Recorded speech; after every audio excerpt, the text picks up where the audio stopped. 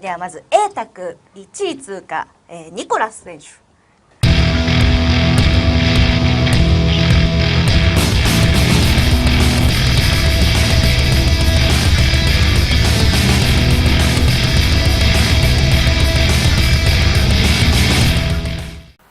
Hello Mahjong world, how are you?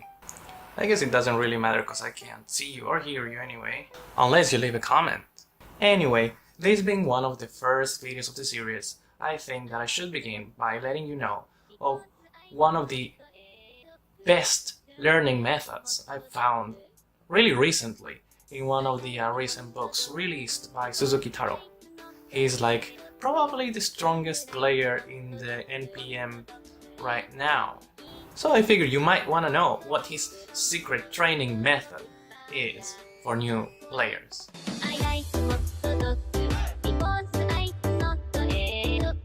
Of course, I'm assuming you already know the Yaku, how to count your score and every other little rule of the game, and you just don't know how to stop losing. That being said, the trick is very simple. There's a demonization right now about discarding someone else's winning tile. Especially strong within the older generations and especially prevalent within the overseas community. Like if you discard someone else's tile, then you're responsible for that person winning and you're a feeder and whatever. And I'm here to tell you, no, it's okay to deal in. I'm not saying that you can win by dealing into everyone all the time. I'm saying that if you deal in by trying to win a winnable hand, it's not that bad.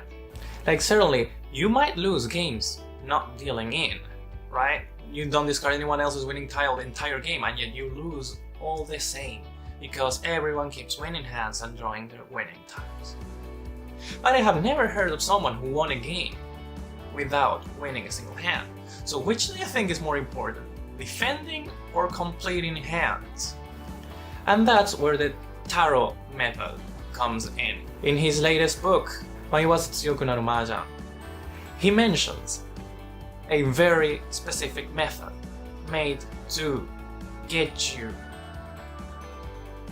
strong in a really short term. And the first thing you need to do is lose your fear of discarding into somebody else. That means you're gonna play 1000 games without folding.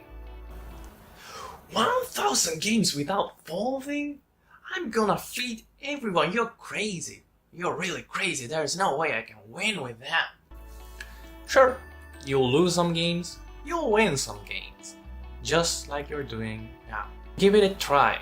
This will give you not only deeper knowledge into how to build your hand, but you'll also start to get some kind of unconscious feeling about which areas are dangerous to discard. And you're gonna start knowing what you can get away with, where you should push, where you should retire. When you fold, you're already committing yourself to a system that's not going to make you think. You're just repeating a discard order that has already been established and decided. You're not thinking, you're just discarding whatever's safe. So you suspend thought process. So you can't grow as a player like that.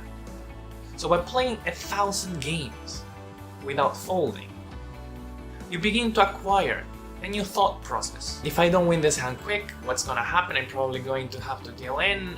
If this hand has bad shape and I push it all the way until the end, how likely am I to deal into somebody else? Do I win this hand? Is this hand winnable?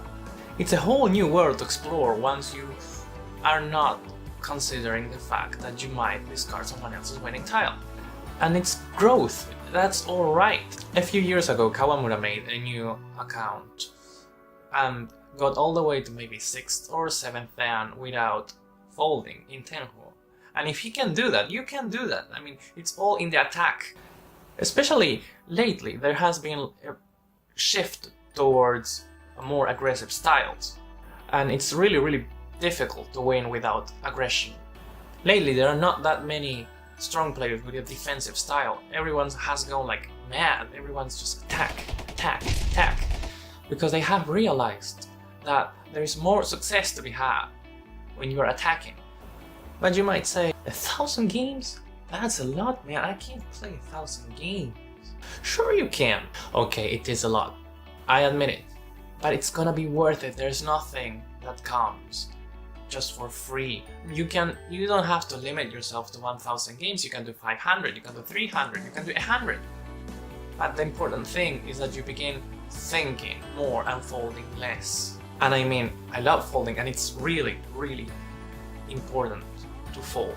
However, when you're just learning how to play the game, when you're an intermediate player, you don't yet know the exact timing when you should begin to fold. And there's also a high chance that you're not gonna do it properly, and you're gonna end up dealing to somebody else anyway. So I say you concentrate on polishing your attack before you start polishing your defense. After you have played your 500, 1,000, 2,000, 10,000 games without folding, then you begin to work on your defense. And then you're a perfectly rounded player who can beat pretty much anyone. I have taught people to play like this, and surprisingly, the results are amazing. They get really good at the hand building game really, really quick. And it's hard to beat them. I mean, it's a lot easier to beat defensive people than it is to beat like really aggressive people. It's not about winning or losing. It's about what you learn from those 100, 200, 5,000, 10,000 games. And you don't have to be shy about discarding dangerous tiles. I've seen professional players discard really, really obviously dangerous tiles all the time. Because it's war! It's war, alright? The table, it's just you're fighting other people. So it's not embarrassing to die in battle. I've seen Kakutani Yosuke dealing live Yakuhai Dora really late in the game. I've seen Aso Yuri playing the third set of Daisangen. I've seen a lot of like really, really strong players play just aggressively. And it's perfectly fine. Just give it a try and let me know if it works for you. And if it doesn't, then I'm going to share a few other techniques that you can use to practice and improve your game really quickly. That's all for today. Have a wonderful day, and I'll see you next time.